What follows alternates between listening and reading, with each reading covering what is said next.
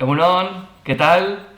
Espero que mejor, ¿no? Mejor que las semanas anteriores, ahora que tenemos más movilidad, ahora que parece que la cosa va mejor, llega el verano.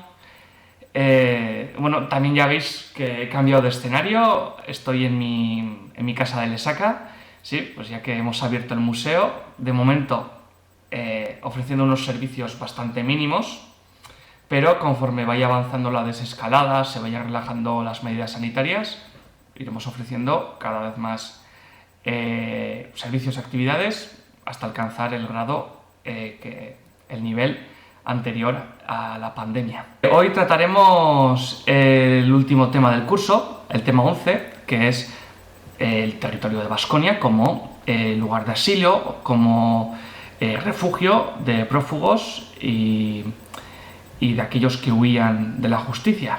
Durante el Imperio Romano, bueno, anterior al Imperio Romano también, entre los pueblos antiguos de Occidente sí que había refugiados, sí que había perseguidos políticos que buscaban asilo, buscaban protección en otras entidades políticas, otros lugares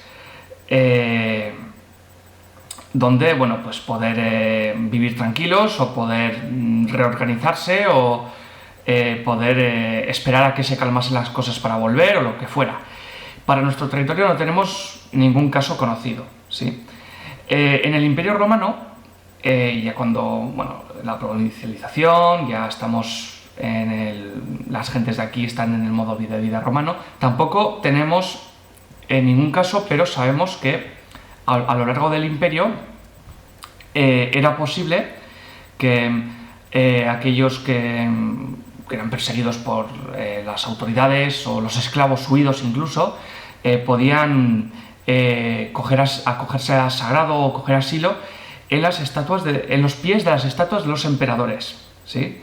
Luego las autoridades del lugar, pues puede que sean locales o bueno, lo que fueran, pues decidían qué hacer. Si devolvérsela al dueño, exigiendo algunas garantías, o garantizar un juicio justo, o lo que fuera. Y lo mismo pasaba con los templos, que también tenéis en la imagen, ¿sí? Un templo en Grecia. En los templos pasaba lo mismo. Podían buscar refugio, huir a los templos y acogerse al sagrado. De hecho, las autoridades romanas, el derecho romano, preferían que se hiciera esto.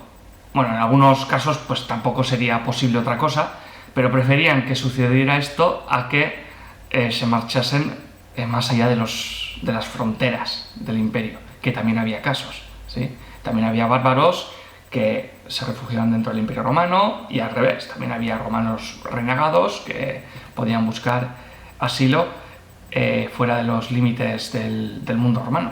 Para nuestro territorio, uno de los primeros casos, el más cercano, lo tenemos en el contexto de las guerras civiles que enfrentaron a las fuerzas de César y a las fuerzas senatoriales dirigidas en un primer momento por Neo Pompeyo, Pompeyo el Grande. Bueno, sabéis, Pompeyo es asesinado en Egipto nada más, bueno, al poco de empezar la guerra también. La guerra continúa y en el 45, después de las campañas hispanas de César en Hispania, sí, lo he dicho, Sexto Pompeyo, el hijo de Pompeyo que dirigía un ejército, es derrotado y se refugia durante un tiempo entre los lacetanos. Los lacetanos, si recordáis, era un pueblo, una comunidad prerromana hispana que habitaba más o menos en los Pirineos centrales, el Pirineo leridense, más o menos, ¿sí?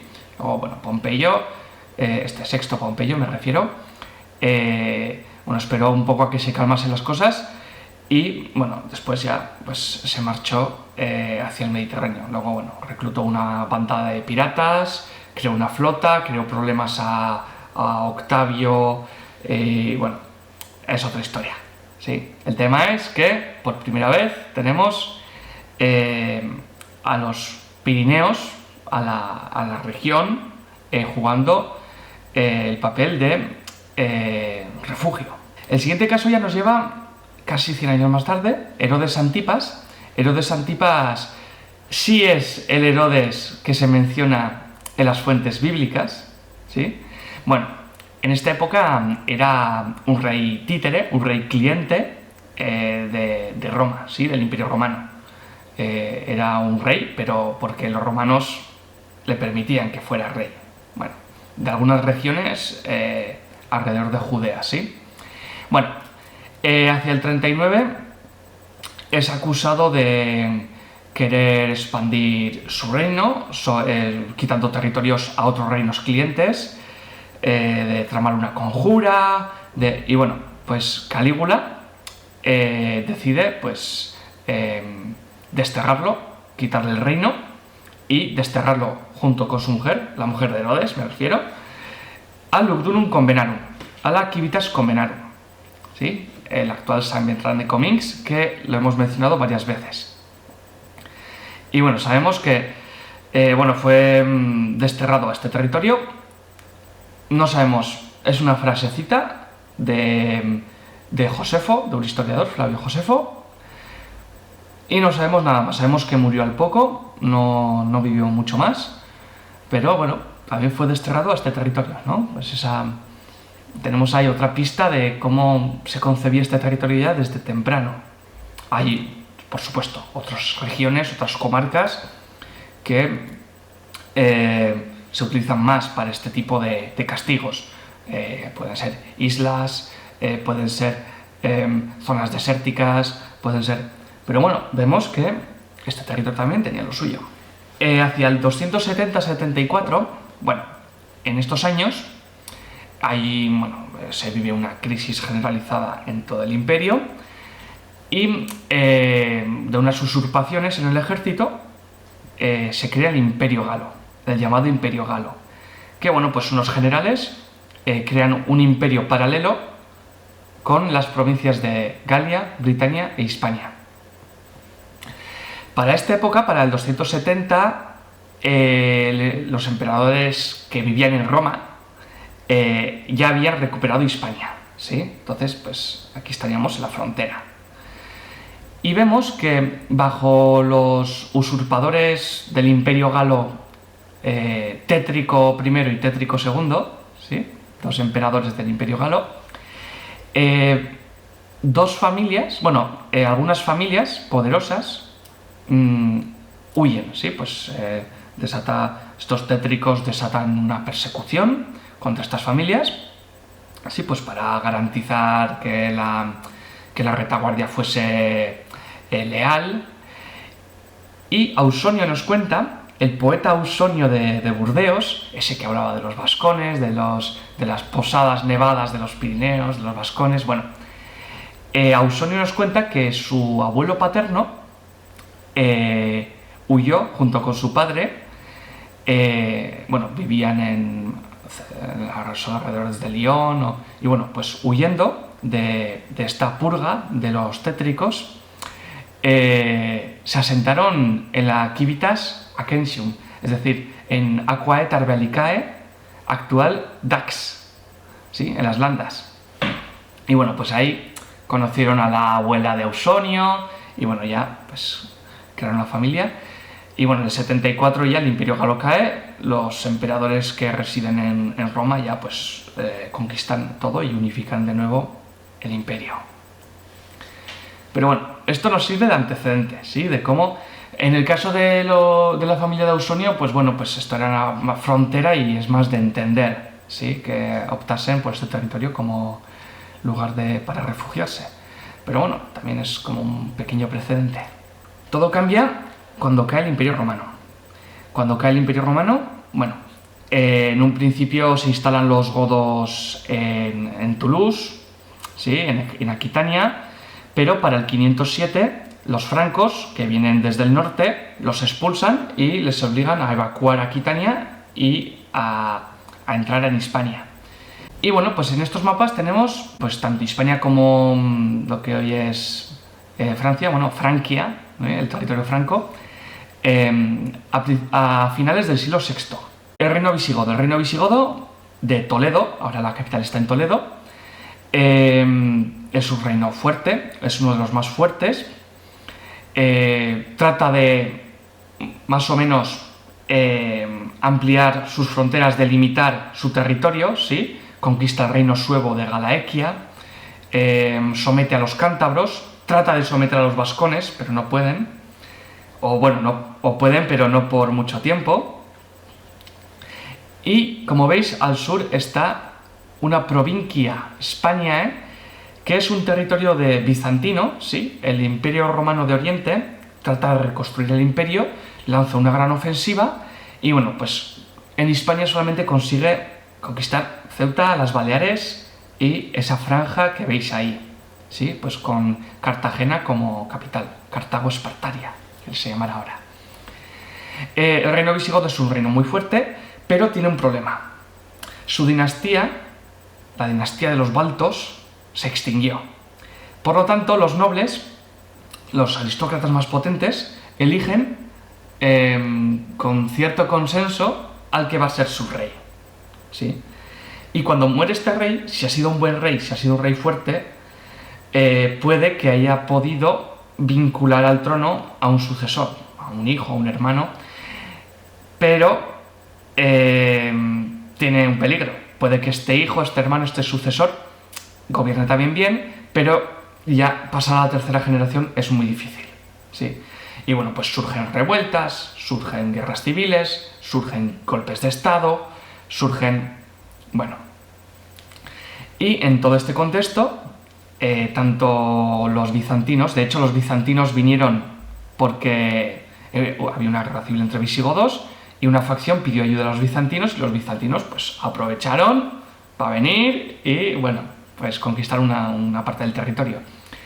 A lo que iba, el territorio bizantino, bueno, los bizantinos pues ayudan, ¿no?, a algunos grupos, a algunos rebeldes en las guerras civiles. Su territorio, el bizantino, también sirve como refugio de huidos, de refugiados. Y los vascones, que los visigodos, bueno, pues trataron de someterlos, sí, ya hemos visto casos. Ahora también veremos algunas fotos más tarde de los yacimientos tipo Aldayeta, que aparecen armas, tumbas con armas y con objetos que nos recuerdan mucho al norte de los Pirineos y no tanto a los visigodos, entre los vascones. Eso, los visigodos tratan de someterlos unas cuantas veces, pero siempre se rebelan, realizan campañas de saqueo por el Valle del Ebro, participan en las guerras civiles, las revueltas, es un avispero. ¿Qué pasa al norte?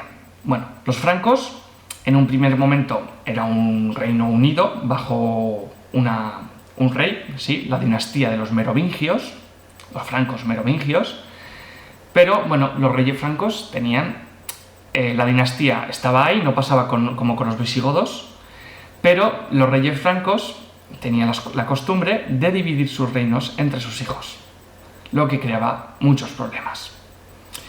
A finales del siglo VI existían 3 reinos potentes, bueno, aquí están en 3 colores, y además estos reinos se dividían entre los hijos, pero los territorios no eran continuos, es decir, no estaban en bloque. Como podéis ver, en verde, el reino de Orleans o de Burgundia, bueno, sí, pues tenía parte de Burgundia, de Orleans, pero también tenía una parte en Aquitania, ¿sí? El reino de Reims o de Austrasia, en azul, pues ya veis también que está bastante dividido. Y aquí en Aquitania o en Populania también tiene partes. Y lo mismo pasa con el reino de Soissons o de Neustria, ¿sí?, en naranja. Pues que, vaya, esto crea muchísimos problemas, guerras civiles, ataques, revueltas, de todo. Y los vascones aprovechan pues para que nos aparecen por primera vez al norte de los Pirineos, constatado, ¿sí? Pero bueno, más que un movimiento de pueblos, como hablamos en el primer trimestre, será que ahora los aquitanos originarios, pues también les llaman vascones, ¿no? Las fuentes escritas. Era algo, bueno, es un corrimiento de nombres, ¿no? Al fin y al cabo. Bueno, pues estos vascones también aprovechan para realizar expediciones de saqueo, para, bueno, colaborar en cierta manera con algunos grupos rebeldes, y vemos que el territorio de Baskonia, en este caso también, sobre todo en el caso franco, es bueno, pues un buen lugar donde esconderse. Llegamos a finales del siglo VI. Gundobaldo. Gundobaldo era un hijo supuestamente ilegítimo de Clotario I, un rey franco que consiguió unificar a todos los reinos francos, luego lo dividió entre sus hijos, y Gundobaldo, al ser ilegítimo, pues quedó fuera de la repartición y se refugió en el Imperio Bizantino. Y a los años volvió con bastante dinero, desembarcó en Marsella y se le unieron muchos nobles, muchos obispos, que bueno, pues veían una ocasión de bueno, posicionarse y de enriquecerse más, y ayudaron a Gundobaldo a crear un nuevo reino. ¿Dónde? En Aquitania. Había muerto un rey franco, el rey de Neustria, que lo tenemos aquí en naranja, y bueno, pues Gundobaldo fue coronado por estos nobles rey de las posesiones de Neustria en Aquitania. Sí, también contó con la colaboración de los obispos, del clero, y consiguió ser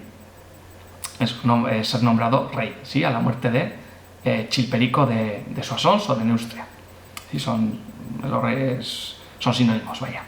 Entre las autoridades que le ayudaron, bueno, aparte de los obispos de Dax, también le ayudaron los duques y los condes, es decir, los encargados de la seguridad militar, de la defensa militar de la región, de Burdeos y de Toulouse. Es decir, pues tenemos a Bladastes, tenemos a Childerico, tenemos a... bueno, luego los mencionaremos, pero los encargados de proteger la frontera de los vascones, ¿sí? Se le unieron. Pero el rey de Burgundia, Gontram, que lo tenemos en verde, pues se arremetió contra Gundobaldo, lo sitió en Lugdunum Convenarum, en Convena, otra vez, San Bertrand de Comins, logró sitiarlo ahí, y bueno, pues al final pues aquellos que apoyaron a Gundobaldo lo traicionaron, lo entregaron, y bueno, Gundobaldo pues fue ajusticiado, ¿sí? Y ahí terminó su aventura. ¿Por qué he explicado el tema de Gundobaldo? Bueno, primero, es un rey ilegítimo, ¿sí? Un supuesto hijo de Clotario, que elige Aquitania y bueno, el entorno vascón para erigir un nuevo reino, ¿sí? Un nuevo reino que no era, a ojos de los francos, no era legal, ¿sí? No tenía derecho a ello, y elige este territorio, ¿sí? Por su condición, podemos pensar, periférica, montañosa. Hay unos vascones que pueden ayudar, ¿sí? Hay unos visigodos también al sur, que bueno. Y segundo, porque también sus nobles, bueno, al final la usurpación es aplastada, y sus nobles, de miedo a las represalias, se refugian en iglesias, ¿sí? Bueno, concretamente en la iglesia de Tours, ¿sí? Pues es el primer caso que tenemos documentado de cómo gentes vinculadas al territorio, en este caso las autoridades de Burdeos y Toulouse, que protegen la frontera con Baskonia, se refugian en iglesias. Aquí tenemos el mapa de cómo quedaría, una vez aplastada la revuelta de Gundobaldo, cómo quedó Aquitania, ¿sí? Pues bajo el rey de Orleans, Gontram, o de Burgundia, ¿sí? En verde. Y bueno, también vemos cómo Childeberto, en azul, pues mantiene algunas zonas en Populania o Aquitania. Bueno, el asilo de las iglesias. Ya hemos dicho que en el Imperio Romano pues era muy frecuente, era posible buscar refugio a los pies de una estatua del emperador o de un templo. Con el cristianismo esto se potenció, ¿sí? El cristianismo por esas características especiales que tuvo al principio, bueno, pues reforzó esta tendencia, y una vez el cristianismo fue la religión oficial, pues también se siguió, ¿sí?, con esta costumbre. Bueno, aquí tenemos un grabado de la ciudad de Tours, ¿sí?, un grabado del siglo XVI-XVII, sí, creo que del XVI, ¿sí? Y bueno, pues sabemos que, como hemos dicho, aquellos duques y condes que algunos de los que apoyaron a Gundobaldo, a ese usurpador, huyeron a refugiarse en la iglesia de Tours, que ya nos queda bastante lejos, ¿sí? Tours está un poco más lejos ya de Aquitania, Baskonia, todo lo que... Pero bueno, como son gentes vinculadas al territorio, pues he decidido ponerlos para un poco explicar. Y bueno, pues tenemos al duque Bladastes, que alguna vez ha realizado alguna expedición contra los vascones, no con mucho éxito, por cierto. El comes o el conde Caracarius, que también. Y bueno, pues en este caso pues se refugian en la iglesia de Tours, Bladastes y Caracarius, y el obispo Gregorio de Tours intercede por ellos, realiza una embajada, bueno, todo lo que habló Elena la semana pasada, ¿sí?, como los obispos asumen ese papel de embajadores ya en esta época, y bueno, consigue que sean perdonados. Vale. ¿Qué pasa con el dux Childerico? Bueno, de Childerico no sabemos mucho. Se nos dice que es un duque de origen sajón. No sabemos si vino de lo que hoy es Inglaterra, si es descendiente de aquellos piratas sajones que puede que fuesen integrados en el territorio. Bueno, no sabemos. Este dux sajón, bueno, pues también se refugia en la iglesia de Tours, pero Gontram, el rey de Burgundia, tiene prisionera a su mujer, a la mujer de Childerico. Y bueno, pues Childerico quiere que la suelten. Quiere que la suelten y quiere que él mismo sea perdonado. Y bueno, pues Gontram le dice, vale, Gontram, el rey de Burgundia, Gregorio de Tours, el obispo, otra vez va, pues de embajada, a que le perdone. Y Gontram le dice a Childerico, bien, pues te perdonaremos, pero soltaremos a tu mujer también, pero como condición,